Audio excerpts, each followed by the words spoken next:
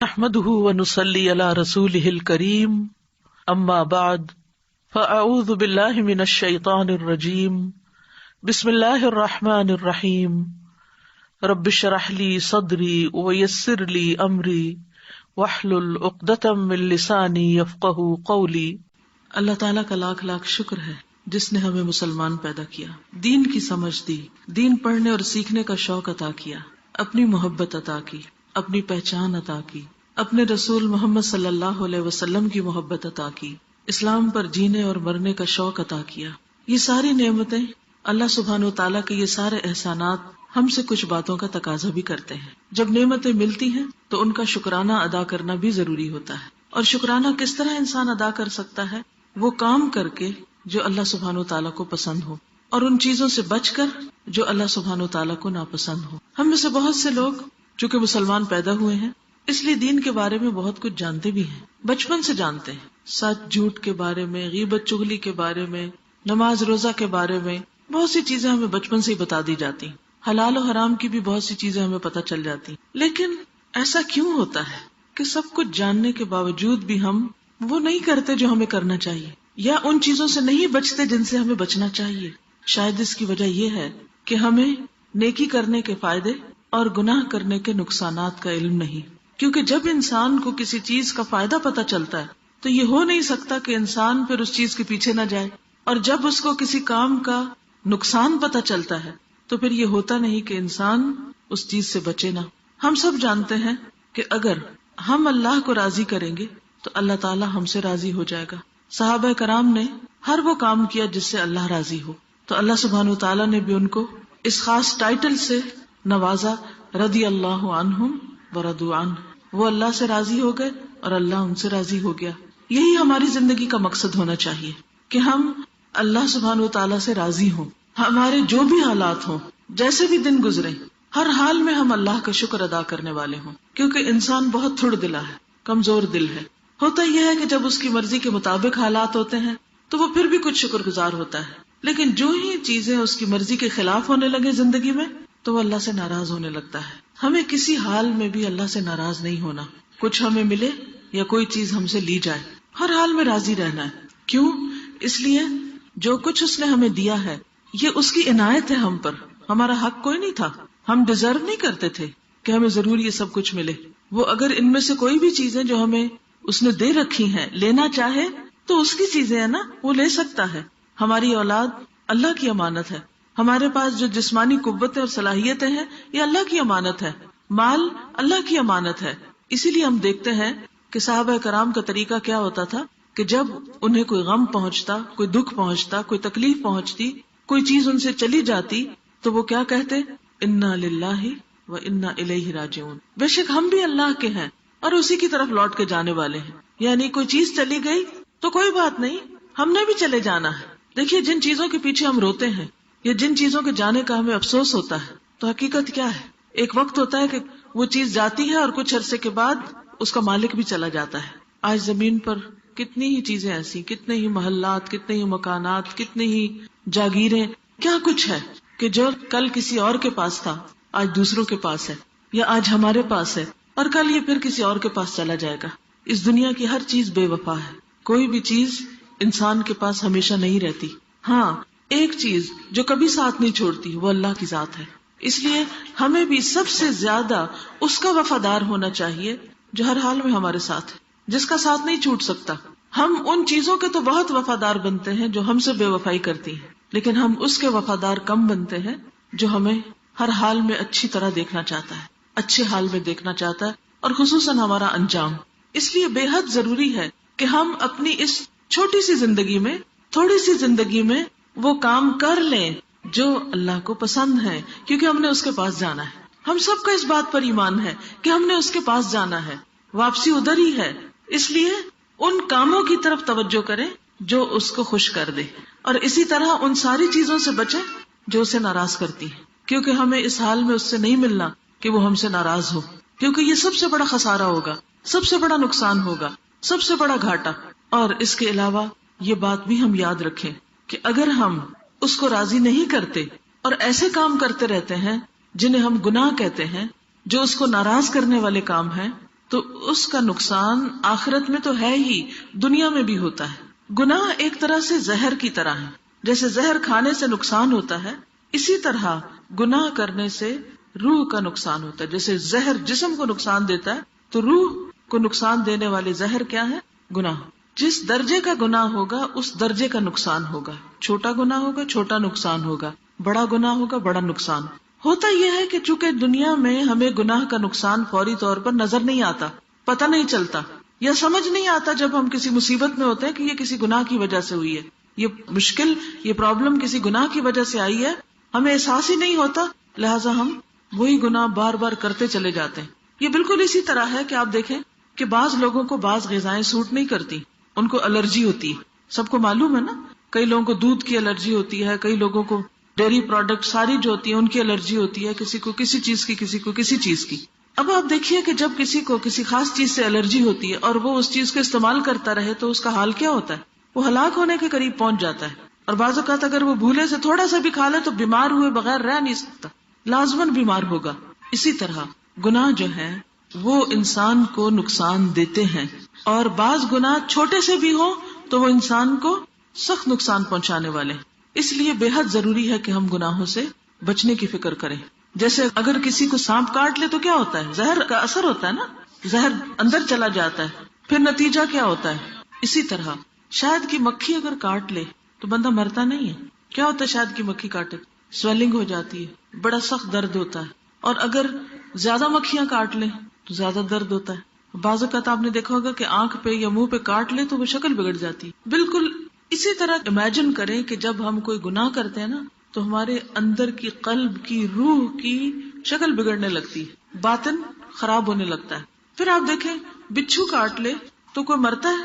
مرتا نہیں، لیکن اس کا زہر شہد کی مکھی سے زیادہ خطرناک ہوتا ہے، وہ زیادہ پین فل ہے۔ اسی طرح چھوٹا سانپ کاٹ لے تو کیا ہوتا ہے؟ زہر پھیلتا ہے لیکن بعض اوقات انسان مرتا نہیں۔ ہاں اگر کسی کو اژدہا کاٹ لے پھر کیا ہوتا ہے؟ فوراً مر جاتا، بچ نہیں سکتا انسان۔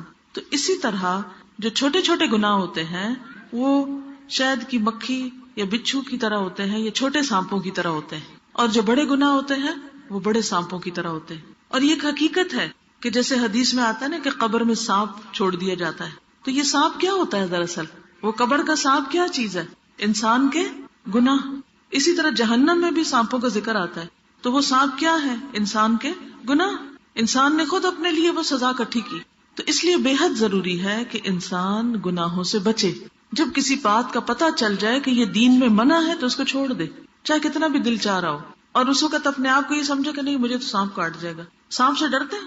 کبھی انسان دور سے بھی دیکھ لینا تو روح فنا ہو جاتی ہے۔ کتے سے ڈرتے ہیں؟ ایک دفعہ بھونکے تو کیا ہوتا ہے؟ خون تیز ہو جاتا ہے، ہاتھ پاؤں ٹھنڈے ہونے لگتے ہیں اور ایسا لگتا ہے مر ہی جائیں گے ابھی۔ تو اسی طرح گناہ جو ہیں یہ بھی ایسے ہی نقصان دہ ہیں، اتنے ہی خطرناک ہے بلکہ اس سے زیادہ، کیونکہ دنیا میں تو انسان کو کیا ہوتا ہے، کوئی کتا کاٹ دے تو ٹیکے لگا دیتے ہیں یا اور اسی طرح کی دوائی شوائی دے کے کچھ درد کا علاج کر کے اسپتال داخل کر لیتے، انسان ٹھیک ہو جاتا ہے پھر سے۔ لیکن گناہ سے جب تک انسان توبہ نہیں کرتا وہ کاٹا اندر ہی رہتا ہے، وہ زہر اندر ہی رہتا ہے، اور پھر کیا ہوتا ہے؟ اس سے نقصان ہوتا ہے۔ آپ دیکھیں کہ جو ابلیس تھا، ابلیس کون تھا؟ شیطان تھا، کان من الجن، جنوں میں سے تھا، لیکن سب کا سردار تھا، جنوں کا بھی سردار تھا اور فرشتوں کا بھی بڑا بنا ہوا تھا۔ کیوں بڑا بنا تھا؟ کس چیز سے؟ عبادت سے، نیکی سے، تسبیح کرتا تھا، تکبیر، اللہ کی بڑائی بیان کرتا تھا، ذکر کرتا، عبادت کرتا، اللہ کے آگے سجدے کرتا، سب کچھ کرتا تھا، بے حد نیک تھا، بڑا پائس۔ آپ سوچیں کہ جیسے کوئی بہت بڑے مولانا ہوں، کوئی بہت بڑے بزرگ ہوں، کوئی بہت بڑے نیک بندے ہوں، لیکن جب اس نے اللہ کی ایک بات نہیں مانی اور اس بات پہ اڑ گیا تو پھر کیا ہوا؟ اس پر لعنت ہوئی، اللہ تعالیٰ اس سے ناراض ہو گیا۔ کیا اس نافرمانی نے اس کو نقصان دیا؟ اس گناہ نے ابلیس کو نقصان دیا کہ نہیں دیا؟ دیا نا۔ تو اس سے کیا بات ثابت ہوتی ہے؟ ابلیس نے کس بات سے انکار کیا تھا؟ سجدے سے۔ تو آج اگر کوئی شخص نماز نہیں پڑھتا کیا اس کو نقصان ہوگا؟ اس کو نقصان ہوگا۔ کوئی یہ نہ کہ کوئی بات نہیں، اللہ معاف کرنے والا ہے، تو اگر اللہ تعالیٰ اسی طرح معاف کرنے والے ہوتے تو پھر ابلیس کو معاف کر دیتے نا، جب وہ اکڑ بگڑ رہا تھا۔ تو اس کا قصور یہ تھا کہ اس نے انکار کیا، اور پھر جب اللہ تعالیٰ نے پوچھا کہ کیوں انکار کیا تو حجتیں کرنے لگا، اس انکار پر ڈٹ گیا، توبہ نہیں کی، معافی نہیں مانگی. چلیے ایک اور مثال ہے حضرت آدم علیہ السلام کی اور حضرت حوا علیہ السلام کی. کیا ان سے کوئی غلطی ہوئی تھی؟ کیا کیا تھا انہوں نے؟ شیطان کی بات مان کے وہ پھل کھا لیا جس سے منع کیا گیا تھا. نقصان ہوا نا نقصان. کہاں سے نکال دیے گئے؟ جنت سے. تو آج اگر ہم حرام چیزیں کھائیں، شراب پیئیں یا جوئے کی کمائی کھائیں یا سود کھائیں اور پھر ہم کہیں کوئی بات نہیں جنت میں چلے جائیں گے، یہ کہاں کی لاجک ہے؟ یہ کیسے ہو سکتا ہے کہ ہم لوگوں کو دھوکہ فریب دے کے، فراڈ کر کے، کسی کی زمین غصب کر کے، کسی پہ ظلم ڈھا کے، کسی کے ساتھ زیادتی کر کے ہم کچھ اپنا مال اکٹھا کر لیں، اس سے بزنس کریں اور اس کو کھائیں اور پھر کہیں کوئی فرق نہیں پڑتا، اللہ غفور الرحیم ہے. اگر اللہ تعالیٰ اسی طرح غفور الرحیم تھے تو آدم علیہ السلام کو بھی کہنا اچھا آدم بھول گیا تو کوئی بات نہیں، خیر ہے، جانے دیا تجھ کو. نہیں، جنت سے بھی نکالا گیا اور جو جنت کے کپڑے تھے وہ بھی لے لیے گئے. صرف یہ نہیں کیا گیا کہ جنت سے نکالے گئے، گھر سے بھی نکالے گئے، لباس بھی لے لیا گیا. تو اسی طرح ابلیس جو ہمارا دشمن ہے وہ کیا چاہتا ہے کہ جیسے آدم علیہ السلام کو جنت سے نکلوایا تھا اس نے، وہ ہمیں بھی جنت میں جانے نہ دے. وہ راستے میں بیٹھا ہوا ہے، وہ ہر وقت بہکاتا ہے اور وہ ہر ایک کو بہکاتا ہے. کبھی نہ سوچیں کہ ہم بڑے نیک ہیں، ہم نے تو قرآن پڑھ لیا ہے اور ہم تو بڑے علامہ بن گئے ہیں اور ہم تو بڑے پارساں ہیں، اس لیے ہمیں شیطان کچھ نہیں کہہ سکتا. نہیں، شیطان دشمن ہے اور دشمن جب تک اپنا وار کر نہ لے وہ چین سے نہیں بیٹھتا. وہ آگے سے بھی آتا، وہ پیچھے سے بھی آتا، وہ دائیں طرف سے بھی آتا، وہ بائیں طرف سے بھی آتا اور وہ انسان کو اپنے گھیرے میں لینے کی کوشش کرتا ہے، وہ چھوڑتا نہیں ہے. اس لیے ہم سب کو نمبر 1 یہ پتا ہونا چاہیے اللہ کو کیا پسند ہے کیا نہیں. ویسے بھی پتا ہونا چاہیے کیونکہ جس شخص سے آپ کو محبت ہوتی ہے آپ یہ معلوم کرنے کی کوشش کرتے ہیں اچھا اس کو کیا پسند ہے اور کیا پسند نہیں. کیوں پتا کرتے ہیں؟ تاکہ جو اس کو پسند ہے وہ کام کرے اور جو اس کو نہیں پسند وہ نہ کرے. تو اللہ سبحانہ وتعالیٰ سے بھی اگر ہمیں محبت ہے تو ہمیں شوق لگ جائے گا کہ مجھے پتا کر کے چھوڑنا ہے اللہ تعالیٰ کو کیا پسند ہے اور کیا پسند نہیں. اور اس کے لیے پھر آپ کیا کریں گے؟ قرآن پڑھیں گے، حدیث پڑھیں گے اور معلوم کرنے کی کوشش کریں گے کہ اللہ تعالیٰ کیا چاہتے ہیں ہم سے. یہ جتنے بھی لوگ قرآن پڑھتے ہیں نا ان کا یہی دراصل شوق ہوتا ہے، یہی پیچھے غرض ہوتی ہے کہ اور پتا کریں اور معلوم کریں. اور جب ان کو پتا چل جاتا ہے تو پھر ان کی کوشش ہوتی ہے کہ کچھ کریں بھی. تو پہلی چیز ہے پتا کرنا. لیکن خالی پتا کرنا کافی نہیں ہے، پتا کرنے کے بعد اس چیز کو عمل میں لانا بڑا ضروری ہے اور ان گناہوں سے بچنا ضروری ہے جو اللہ سبحانہ وتعالیٰ نے بچنے کے لیے کہے ہیں، ورنہ وہ گناہ زہر کی طرح انسان کو نقصان دینے والے ہیں. پھر اسی طرح آپ دیکھیں یونس علیہ السلام جب اللہ سبحانہ وتعالیٰ کا حکم آنے سے پہلے اپنی قوم کو چھوڑ کے چلے گئے تھے تو کیا ہوا؟ کشتی میں بیٹھے، کشتی ڈوبنے لگی تو انہوں نے ان کو اٹھا کے باہر پھینک دیا، مچھلی کے پیٹ میں چلے گئے. وہاں جا کر انہوں نے کیا پڑھا؟ لا الہ الا انت سبحانک انی کنت من الظالمین. نہیں کوئی الہ مگر تو پاک ہے، میں ظالموں میں سے، میری غلطی ہے، میری غلطی ہے. یہ کون کہہ رہے ہیں؟ اللہ کے پیغمبر کہہ رہے ہیں. آدم علیہ السلام پیغمبر ہیں، پہلے انسان ہیں، وہ کہتے ہیں ربنا ظلمنا انفسنا وان لم تغفر لنا وترحمنا لنکونن من الخاسرین. کہ اللہ ہم نے اپنی جانوں پہ ظلم کیا، اگر تو نے ہم کو معاف نہ کیا اور ہم پہ رحم نہ کیا تو ہم ضرور نقصان اٹھا جائیں گے. اس لیے بے حد ضروری ہے کہ انسان اپنی غلطیوں کو دیکھتا رہے، اپنی کوتاہیوں پہ نظر رکھے اور پہلی بات کرے نہ. لیکن یہ ہو نہیں سکتا کہ غلطی نہ ہو کیونکہ ہم انسان ہیں، غلطیاں ہوں گی. جب غلطی ہو جائے تو کیا کریں؟ معافی مانگ لیں، توبہ کر لیں، واپس پلٹ آئیں. ضد نہیں، اصرار نہیں، تعویلیں نہیں، حجتیں نہیں، بہانے نہیں. اللہ کو وہ لوگ پسند ہیں جو اپنی غلطی مان جاتے ہیں. اور اللہ سبحانہ وتعالیٰ نے حضرت یونس علیہ السلام کے لیے کہا اگر وہ تسبیح نہ کرتے تو وہ مچھلی کے پیٹ میں رہتے، قیامت کے دن تک اس سے نہ نکالے جاتے. تو اس سے یہ بھی پتہ چلتا ہے کہ گناہ کی وجہ سے جب انسان کسی مصیبت میں پڑتا ہے تو جب تک توبہ نہ کرے اس سے باہر نہیں نکلتا. اور ایسا نہ ہو کہ توبہ کیے بغیر مر جائے اور مرنے کے بعد کیا ہوگا؟ قیامت تک پھر اسی مصیبت میں پڑا رہے گا انسان. خودکشی کیوں حرام ہے؟ اسی وجہ سے نا کہ اس کے بعد توبہ کا موقع نہیں ہوتا اور انسان اسی حال میں اللہ کے پاس جا پہنچتا ہے. پھر اسی طرح جتنی بھی قومیں ہیں، قوم عاد ہے، سمود ہے، قوم لوط ہے اور قومیں ہیں، ان سب کے اوپر اللہ کے عذاب آئے. کیوں آئے؟ فعصوا رسول ربهم فاخذهم اخذۃ رابیہ. انہوں نے اپنے رب کے رسولوں کی نافرمانی کی تو ان کو بڑھتی چڑھتی پکڑ نے آ پکڑا، ان کی پکڑ ہو گئی. پھر اسی طرح آپ دیکھیں بنی اسرائیل جو تھے وہ بھی اللہ کی چنی ہوئی قوم تھے. اللہ سبحانہ وتعالیٰ قرآن پاک میں فرماتے ہیں انی فضلتکم علی العالمین، میں نے تمہیں سارے جہان پہ فضیلت دی، تمہیں چن لیا. لیکن جب چنے ہوئے لوگ، چنی ہوئی قوم جب اس نے اللہ کی نافرمانی کی تو کیا ہوا؟ اللہ نے ایسی قومیں ان پر مسلط کی جنہوں نے ان کو انتہائی ذلیل و خوار کیا. تاریخ اگر ہم پڑھیں تو پتہ چلتا ہے کہ کچھ ایسے بادشاہ گزرے ہیں جیسے ٹیٹس ہے، بخت نصر ہے، انہوں نے ان پہ چڑھائی کر دی، ہلاکو خان کی شکل میں ان کے اوپر عذاب بھیجا.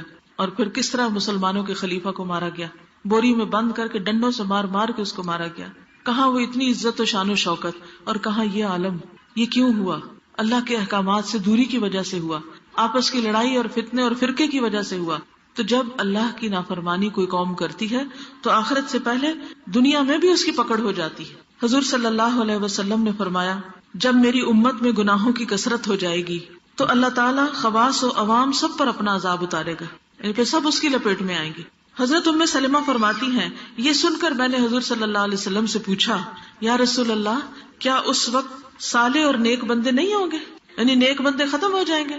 آپ نے فرمایا، کیوں نہیں ہوں گے. میں نے کہا، پھر ان کے ساتھ کیا معاملہ ہوگا، کیا وہ بھی بیچ میں پس جائیں گے؟ آپ نے فرمایا، جو اور لوگوں پہ افتاد آئے گی وہ ان پر بھی آئے گی، پھر اللہ تعالیٰ کی جانب سے ان کی بخشش ہوگی اور ان کے لیے اللہ کی رضامندی اترے گی. یعنی اگر انسان کسی ایسے علاقے میں رہتا ہے کہ جہاں کوئی وبا پھوٹ پڑتی ہے، کوئی زلزلے میں لوگ مر جاتے ہیں یا کچھ سیلاب آ جاتا ہے، تو اب یہ تو نہیں ہوتا کہ نیک لوگوں کو الگ کر دے اور صرف برے لوگوں کو بہائے. اگر زیادہ گناہ ہونے لگے کسی بستی کے اندر تو آفت سب کو تباہ کر دیتی، پھر نیک لوگ اپنی اپنی نیتوں پہ اٹھائے جائیں گے، لیکن دنیا میں ان کی بھی ساتھ پکڑ ہو جاتی ہے. تو اس لیے یہ بہت ضروری ہے کہ انسان خود بھی گناہوں سے بچے اور دوسروں کو بھی روکنے کی کوشش کرے کہ تم ایسا نہ کرو، اللہ کو ناراض نہ کرو. انسان اپنے گھر سے شروع کرے، اپنے رشتہ داروں سے شروع کرے، اپنے محلے شہر والوں سے شروع کرے، اور جہاں جہاں تک انسان کا بس چلے انسان دوسرے انسانوں کو بھی نیکی کی طرف بلائے اور برائی سے روکے. پھر اسی طرح ہم دیکھتے ہیں نبی صلی اللہ علیہ وسلم نے فرمایا، ان الرجل لیحرم الرزق بالذنب یصیبہ، آدمی اپنے گناہوں کی وجہ سے رزق سے محروم ہو جاتا ہے. یعنی اچھی بلی نوکری ہوتی ہے، اچھی بلی جاب ہے، اچھا بلا بزنس ہے، اچانک ڈاؤن فال ہو جاتا ہے. اور انسان کبھی کہتا ہے اس نے مجھے نظر لگا دی، کبھی کہتا ہے اس نے میرے ساتھ یہ برا کیا، اس نے جادو کر دیا، فلانے نے یہ کر دیا. اس طرح کی باتیں ہم کرتے ہیں، یہ بھول جاتے ہیں کہ ہماری بھی کوئی غلطی ہو سکتی ہے، اللہ کی کوئی ناراضگی بھی ہو سکتی ہے. تو ایسے موقع پر دوسروں کو بلیم کرنے کی بجائے توبہ استغفار کریں، کیونکہ اللہ کا وعدہ ہے. حضرت نوح علیہ السلام کی زبانی اللہ سبحانہ وتعالیٰ نے سب کے لیے میسج دیا، فَقُلْتُ اسْتَغْفِرُوا رَبَّكُمْ إِنَّهُ كَانَ غَفَّارًا، میں نے کہا اپنے رب سے معافی مانگ لو، بے شک وہ معاف کرنے والا ہے. يُرْسِلِ السَّمَاءَ عَلَيْكُمْ مِدْرَارًا، وہ تم پر آسمان سے خوب بارشیں برسائے گا. وَيُمْدِدْكُمْ بِأَمْوَالٍ وَبَنِينَ، اور تمہیں مال اور بیٹوں سے نوازے گا. وَيَجْعَلْ لَكُمْ جَنَّاتٍ، اور تمہارے لیے باغات تیار کرے گا. وَيَجْعَلْ لَكُمْ أَنْهَارًا، اور تمہارے لیے نہریں جاری کر دے گا. یہ استغفار کے فائدے ہیں. تم اللہ سے معافی مانگ لو، اللہ یعنی تمہارے رزق میں اولاد میں برکت پیدا کر دے گا. لیکن ہم میں سے کتنے لوگ ہیں جو واقعی سچے دل سے اپنے گناہوں کو یاد کر کے روئیں اور اللہ سے معافی مانگے اور اللہ سے توبہ کرے تاکہ ان کی مشکلات آسان ہوں. پھر آپ دیکھیے کہ نبی صلی اللہ علیہ وسلم نے فرمایا، ڈر ہے کہ دنیا کی قومیں تم پر ہر طرف سے اس طرح ٹوٹ پڑیں گی جس طرح بھوکے کھانے کے پیالے پہ ٹوٹ پڑتے ہیں. اس طرح مسلمانوں کے اوپر ساری اقوام ٹوٹ پڑیں گی، ہر طرف سے لوگ ان کے اوپر حملہ کریں گے. صحابہ نے عرض کیا، یا رسول اللہ صلی اللہ علیہ وسلم، کیا اس وقت ہماری تعداد کم ہوگی، یعنی ہم تھوڑے رہ جائیں گے کہ سارے ہمیں دبانے آ جائیں گے؟ آپ نے فرمایا، اس وقت تمہاری کثرت ہوگی، تعداد بہت زیادہ ہوگی، لیکن تمہاری حالت اس وقت سیلاب کے خس و خاشاک کی طرح ہوگی. یعنی جیسے بارش آتی ہے نا، سیلاب چلتا ہے تو اوپر کانٹے اور چھوٹے موٹے تنکے وغیرہ بہنے لگتے ہیں. تمہارے دشمنوں کے دلوں سے تمہارا روب اٹھ جائے گا اور تمہارے دلوں میں وہن پیدا ہو جائے گا. پوچھا گیا وہن کیا ہے؟ فرمایا زندگی سے محبت اور موت سے نفرت. تو بات یہ ہے کہ زندگی سے جب محبت ہوتی ہے، اس دنیا سے محبت، تو پھر انسان دن رات کس چیز میں لگا دیتا ہے؟ صرف اس دنیا کو بنانے میں، اسی کو سنوارنے میں، اسی کو خوبصورت کرنے میں، اسی کے اندر اور ترقی کرنے میں، اور آخرت کو بھول جاتا ہے اور وہ آخرت کا ذکر بھی نہیں کرتا، موت کی بات بھی نہیں کرتا. اگر کوئی کرے تو کیا کہتے ہیں؟ تم تو ڈراتے ہی رہتے ہو، موت کی بات سننا بھی نہیں چاہتے. یعنی موت کا ذکر نہ ہونا انسان کو گناہوں پہ اور شیر کر دیتا ہے. کون سی چیز انسان کو گناہوں سے بچنے میں مدد دیتی ہے؟ موت کا ڈر، کہ مرنا ہے، خدا کو جواب دینا ہے، مرنے کے بعد کیا ہوگا، قبر میں کیا ہوگا، جان کیسے نکلے گی، قیامت کے دن کہاں اٹھیں گے. یہ ساری چیزیں انسان کے اندر ڈر پیدا کرتی ہیں. تو پھر انسان اس دنیا میں شرافت سے زندگی بسر کرتا ہے. تو اس لیے بے حد ضروری ہے کہ انسان گناہوں سے بچے. ایک عام گناہ جو ہم خواتین میں بہت پایا جاتا ہے وہ ہے دوسروں کی غیبت چگلی، دوسروں کی برائیاں کرنا، جہاں بیٹھے کسی نہ کسی کے خلاف باتیں شروع کر دینا. اور پھر ختم ہی نہ کرنا، کرتے چلے جانا. اس کے بارے میں کیا حکم ہے؟ نبی صلی اللہ علیہ وسلم نے فرمایا، مسند احمد کی روایت ہے، جب مجھے معراج کے لیے لے جایا گیا، شب معراج پہ، ویسے تو لوگ شب معراج بڑی مناتے ہیں، لیکن یہ نہیں پتا کہ اس دن ہوا کیا تھا، کہ مجھے جب لے جایا گیا تو مجھے ایسے لوگوں پر سے گزارا گیا جن کے ناخن تانبے کے تھے، وہ ان سے اپنا منہ اور سینے نوچ رہے تھے. میں نے جبریل سے پوچھا، یہ کون لوگ ہیں، یہ کیوں اپنا منہ نوچ رہے ہیں؟ انہوں نے کہا، یہ وہ لوگ ہیں جو انسانوں کا گوشت کھایا کرتے تھے، یعنی غیبت کرتے اور ان کی آبرو ریزی کرتے، یعنی ان کی بے عزتی کرتے. تو آج یہ اپنے آپ کو خود بے آبرو کر رہے ہیں کہ منہ پہ کچھ بھی لگ جائے تو انسان کو کتنی شرم آتی ہے تو میں کسی کو کیا منہ دکھاؤں گا. تو قیامت کے دن ایسے لوگ اپنے منہ چھیل رہے ہوں گے. لیکن ہم میں سے کتنے لوگ ہیں جو ڈر کے اس بیماری سے باز آ جائیں اور یہ نہ کریں. بعض اوقات کوئی ایسی ضرورت نہیں ہوتی، صرف کچھ عادت ہوتی ہے، منفی ذہن ہوتا ہے، ہر ایک میں برائی نظر آتی ہے. کچھ لوگوں کی عادت ہوتی ہے کہ انہیں سیدھی چیز بھی الٹی نظر آتی ہے، ہر وقت بدگمانی کرتے ہیں، دوسروں کے بارے میں برا سوچتے ہیں. کوئی ان کا اچھا بھی کرے اس کے لیے بھی برا سوچیں گے. یہ وجہ ہوگی کیونکہ شیطان ہمارے دل میں وسوسے ڈالتا ہے. وہ وسوسے ڈالتا ہے، فلاں نے تمہارے خلاف بات کی ہے کوئی، اچھا، پھر وہ شروع ہو جاتا ہے تجسس کرنا، پھر اس کے بعد وہ زبان سے ایسی باتیں نکالنے لگتا ہے. نتیجہ کیا ہوتا ہے؟ انسان وہ کرنے لگتا ہے جو شیطان کو خوش کرتا ہے اور رحمان کو ناراض کرتا ہے. اب کس طرح انسان اس سے رکے؟ انسان یہ سوچے کہ آج میں اگر کسی کے پیچھے پڑ گیا ہوں نا، کسی کی بے عزتی کر رہا ہوں، کسی کی باتیں کر رہا ہوں، کسی کے خلاف بول رہا ہوں، تو کل یہ اپنے پہ ہی پلٹے گا. اس لیے مجھے اپنی خاطر کسی کے ساتھ برا نہیں کرنا، نہ سامنے نہ اس کے پیچھے. اب اس کی پہچان کیسے ہو کہ آپ کسی کی برائی کر رہے ہیں؟ جو بات آپ کسی کے سامنے نہ کہہ سکے، آپ کو ڈر ہو کہ یہ شخص ناراض ہو جائے گا مجھ سے، تو پھر آپ کیا کریں؟ سامنے تو کہہ نہیں سکے، پیچھے اس کی بری بات کریں. پھر یہ کہ اس کی بے عزتی کرائیں، اس کی عزت گنوائیں، اس کا امیج خراب کریں تاکہ اس کو لوگ برا سمجھے اور مجھے اچھا سمجھے. بعض اوقات یہ جذبہ ہوتا ہے نا کہ اپنے آپ کو بڑا عقل مند ثابت کرنا ہوتا ہے، تو دوسرے کو انسان ذلیل کرنے لگتا ہے. پھر اسی طرح نبی صلی اللہ علیہ وسلم نے فرمایا، لوگوں پر ایسا زمانہ آئے گا کہ اسلام کا صرف نام رہ جائے گا. لوگ کہیں گے ہم مسلمان ہیں، لیکن مسلمانوں والی کوئی عادت ان میں نہیں ہوگی. اب اسلام کی سب سے پہلی پہچان کیا ہے؟ سلام. آج کتنے لوگ ہیں جو ایک دوسرے کو سلام کرتے ہیں؟ آپ کسی بازار مارکیٹ میں چلے جائیں، کیا کوئی کسی کو سلام کرتا نظر آتا ہے؟ ہارڈلی. لوگ ایک دوسرے کے پاس سے گزرتے منہ موڑ کے چلے جاتے. گھر میں ایک دوسرے کو سلام نہیں کرتے. حالانکہ نبی صلی اللہ علیہ وسلم نے اس کے بارے میں کیا فرمایا؟ خدا کی قسم جس کے قبضے میں میری جان ہے، تم جنت میں جا نہیں سکتے، جنت میں جا نہیں سکتے جب تک کہ تمہارے اندر ایمان نہ ہو. اور ایمان آ نہیں سکتا کہ جب تک کیا نہ ہو، آپس میں محبت نہ کرو. کیا میں تمہیں نہ بتاؤں وہ طریقہ کہ جس پر تم عمل کرو تو تم آپس میں محبت کرنے لگو گے؟ اور وہ ہے افشوا السلام بینکم. کیا کرو؟ سلام کو آپس میں رواج دو، سلام کو خوب خوب پھیلاؤ. لیکن ہم میں سے بہت سے لوگ نہ سلام کرتے ہیں، اور اگر کوئی کرے جواب بھی نہیں دیتے، اس میں بھی تھکتے ہیں. تو سلام کیا ہے؟ دراصل جنت میں لے جانے کی کنجی، یہ اسلام کی پہچان ہے، لیکن بہت سے لوگ اس سے خالی ہیں. پھر اسی طرح آپ نے فرمایا، اور قرآن کے صرف حروف رہ جائیں گے، یعنی کہ مخارج اور تجوید اس میں تو پھر بھی توجہ ہوگی یار، حفظ کر لیں گے، لیکن قرآن کہتا کیا ہے اس کی گہرائی میں نہیں جائیں گے. اس وقت مسجدیں ان کی بڑی عالی شان ہوں گی. آج آپ دیکھیں مشرق مغرب میں ہر طرف بڑی بڑی مسجدیں لوگوں نے بنا رکھی ہیں، مگر ہدایت سے خالی، اس میں دین کی تعلیم نہیں ہوگی. آپ دیکھیں بہت سی مسجدوں کا حال کیا ہے کہ لوگ وہاں نماز پڑھتے ہیں اور بس مسجد بند، کوئی درس نہیں، کوئی تدریس نہیں، کوئی کسی کو ہدایت کی بات نہیں کرتا. ان کے علماء آسمان کے نیچے بسنے والوں میں سب سے زیادہ برے لوگ ہوں گے. یعنی جو دیندار طبقہ ہوگا وہ سب سے برا ہوگا، جو بظاہر دین کا بڑا نام لینے والے ہوں گے. تو اس سے بھی بہت ڈرنا چاہیے ہمیں. اگر اللہ نے دین کا شوق دیا، دین کا علم دیا ہے، تو ہمیں اللہ سے ڈرتے رہنا چاہیے. انہی سے فتنے کھڑے ہوں گے.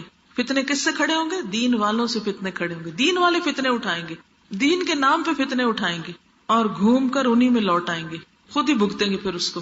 اب آپ دیکھیں نا، ایک دینی مذہبی لیڈر اگر لوگوں کے درمیان نفرت پھیلا رہا ہے، لوگوں کے درمیان دوسروں کے خلاف باتیں کر کر کے ان کو اکسا رہا ہے، دوسروں کو کافر بتا رہا ہے، نتیجہ کیا ہوگا؟ جو اس کے سننے والے، جو اس کے ماننے والے، وہ بھڑک اٹھیں گے، وہ جا کے حملہ کریں گے کسی اور پر، پھر بچ جائیں گے. جدھر حملہ کریں گے وہ واپس انہی پہ لوٹ آئیں گے. تو اس لیے دین والوں کی بہت بڑی ذمہ داری ہے، اور وہ کیا ہے؟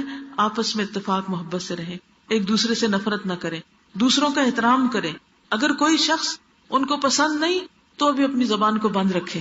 پیٹ پیچھے بیٹھ کے تبصرے کرنا بغیر علم کے اور بڑی بڑی باتیں کرنا اور ایک دوسرے کے خلاف باتیں کرنا اور ایک دوسرے سے نفرت کرنا اور بغض رکھنا اور حسد رکھنا اور مقابلے بازی کرنا یہ دین والوں کا کام نہیں ہوتا، یہ دین کی تعلیم نہیں ہوتی. دین والے آپس میں ایک دوسرے سے محبت کرتے ہیں، ایک دوسرے کا احترام کرتے ہیں، اور یہی ہمارا اخلاق ہونا چاہیے. پھر آپ نے فرمایا جو لوگ علم کا مظاہرہ کرنے لگے اور عمل کو چھوڑ بیٹھے اور زبان سے تو محبت کا اظہار کریں اور دلوں میں بغض اور کینہ رکھیں اور رشتہ داریاں توڑ دیں تو اللہ تعالیٰ ان پر لعنت بھیجتا ہے اور انہیں بہرا اور اندھا بنا دیتا ہے، پھر انہیں اپنی غلطیوں کا خود بھی پتہ نہیں چلتا. اور آخر میں حضرت عبداللہ بن عمر سے مروی ہے کہ رسول اللہ صلی اللہ علیہ وسلم کی خدمت میں 10 آدمیوں کی ایک جماعت بیٹھی ہوئی تھی، 10 لوگ بیٹھے ہوئے تھے اور میں بھی انہی میں سے ایک تھا. آپ نے ہمیں مخاطب کرتے ہوئے فرمایا اے گروہ مہاجرین، 5 چیزوں میں سے میں تمہارے حق میں بارگاہ الہی سے پناہ مانگتا ہوں کہ یہ 5 چیزیں تمہارے اندر نہ آئیں. نمبر 1، جس قوم میں بدکاری پھیل جائے، زنا پھیل جائے اور علانیہ بدکاری ہونے لگے، یعنی لوگوں کے اندر سے شرم و حیا ہی ختم ہو جائے، تو اللہ تعالیٰ ان میں طاعون اور دوسری قسم کی بیماریاں بھیج دیتا ہے جو ان لوگوں میں پہلے نہیں تھی. نئی بیماریاں ان میں پھیل جاتی. کیا ہمارے ملک میں ہمارے مسلمانوں کے اندر ایسی بیماریاں ہیں؟ خاص طور پہ کون سی بیماری جو پہلے لوگوں میں نہیں ہوتی تھی اور آج بہت ہو گئی؟ اب اس کا یہ مطلب نہیں کہ طاعون میں کوئی فوت ہو جائے تو وہ کوئی برا آدمی نہیں، یا کسی کو کینسر ہو جائے تو ضرور وہی برا آدمی ہے، نہیں، یہ نہیں مطلب اس کا. مطلب یہ کہ وہ بیماریاں عام ہو جاتی ہیں جو پہلوں میں نہیں تھی، نئی بیماریاں نکل آتی ہیں. یہ کب ہوتا ہے؟ جب کسی قوم کے اندر زنا پھیلتا ہے، بدکاری ہوتی، بے حیائی ہوتی. نمبر 2، جو لوگ ناپ تول میں خیانت کرتے ہیں. ناپنا کیا؟ جیسے کپڑا ناپنا، اب گز ناپ رہے ہیں، 1 گرہ چھوٹی ڈال دی. پانی ہے تو تھوڑا تھوڑا بھی آپ دیکھیں ہر بوتل میں سے کم کر دیا، کسی بھی چیز کے ناپ میں کمی کر دی. اسی طرح تول میں بھی، یعنی ترازو اس طرح تولتے ہیں کہ اس میں ڈنڈی مارنا جس کو کہتے ہیں. اللہ تعالیٰ ان میں قحط سالی اور تنگی معاش کی مصیبت بھیج دیتا ہے اور ظالم بادشاہ ان پہ مسلط کر دیتا ہے. بارشیں نہیں ہوتی، فصلیں سوکھنے لگتی، رزق کی کمی ہو جاتی. یہ کب ہوتا ہے؟ جب لوگ ناپ تول میں کمی کرتے ہیں. اور آپ دیکھیں کہ ہمارا کیا حال ہے. کبھی یہ ملک جہاں اتنا کماد ہوتا تھا وہاں چینی نہیں ملتی. حیرت ہوتی ہے نا. گڑ جسے لوگ پوچھتے نہیں تھے آج وہ چینی سے بھی زیادہ مہنگا ہو گیا. میں رستے میں دیکھ رہی تھی کہ مٹی مٹی ہر جگہ، مٹی مٹی، بارشیں ہیں کوئی نہیں. کتنی بیماریاں اس سے پھر پھیلتی ہیں. لیکن یہ مصیبت کیوں آتی ہے؟ جب لوگ ناپ تول میں کمی کرتے ہیں. تیسری چیز، جو لوگ مال کی زکوٰۃ دینا بند کر دیتے ہیں اللہ تعالیٰ آسمان سے بارش روک دیتا ہے. اگر چوپائے نہ ہوتے تو ان کے لیے پانی کبھی نہ برستا، یعنی جانور نہ ہوتے تو پانی نہ اترتا. آج آپ دیکھیں کہ جو مالدار ہیں وہ زکوٰۃ نہیں دیتے، جو غریب ہیں وہ غریب تر ہوتے چلے جاتے ہیں. زکوٰۃ کو بھی لوگ طرح طرح کے ہیلے بہانوں سے روک لیتے ہیں. کبھی کہتے ہیں ہم نے اپنے بچوں میں بانٹ دیا، اب زکوٰۃ کی ضرورت نہیں. کبھی کہتے ہیں زیور پر تو نہیں زکوٰۃ ہوتی، کبھی کسی طرح کبھی کسی طرح.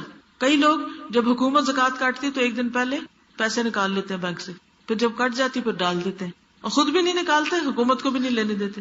پھر اسی طرح چوتھی چیز، جو لوگ عہد توڑ دیتے ہیں اللہ تعالیٰ ان پہ باہر کا دشمن مسلط کرتا ہے جو ان کی مملوکہ چیزوں میں سے بعض چھین لیتا ہے. نمبر 5، ان کے ائمہ یعنی امام اللہ تعالیٰ کے دین اور اس کی کتاب پر عمل کرنا چھوڑ دیتے ہیں تو اللہ تعالیٰ ان کو آپس میں لڑا مارتا ہے. یعنی جب علماء قرآن نہ پڑھیں، نہ پڑھائیں، نہ اس پر عمل کریں تو پھر کیا ہوتا ہے؟ فرقہ واریت ہوتی ہے، کیونکہ ہر کوئی اپنے امام کی بات کر رہا ہے اور دین کے نئے رستے نکال لیے تو ان کے اندر سے اتحاد ختم ہو گیا. اب کیا؟ لوگ آپس میں لڑنے لگتے، کیونکہ جو شخص قرآن پر عمل کرتا ہو تو وہ لازماً اللہ سے ڈرتا ہوگا، اور جو اللہ سے ڈرے وہ کسی کے خلاف ناروا بات نہیں نکال سکتا. اور جب کوئی کسی کے خلاف بولے گا نہیں تو لڑائی کہاں سے ہوگی؟ لڑائی کہاں سے شروع ہوتی ہے؟ جب ایک دوسرے پہ ناحق الزام لگائے جاتے ہیں، ناانصافی کی جاتی ہے، زیادتی کی جاتی ہے، تو اس طریقے سے لوگوں کے اندر پھر باہمی لڑائیاں شروع ہو جاتی. اب آپ دیکھیں آج ہم کس کس قسم کے فتنوں کا شکار ہیں اور یہ سب خرابیاں ہمارے اندر پائی جاتی. یہ کس کا نقصان ہے؟ گناہوں کا نقصان ہے. یہ گناہ جب کرتی ہے کوئی قوم تو اس کے اندر یہ مصیبت آتی ہے. تو اس کا حل کیا ہے؟ اس کا حل ہے کہ ہم اجتماعی طور پر توبہ کریں اور ان گناہوں سے بچیں اور ان گناہوں کو چھوڑیں، کیونکہ یہ گناہ دنیا اور آخرت دونوں کو برباد کرنے والے.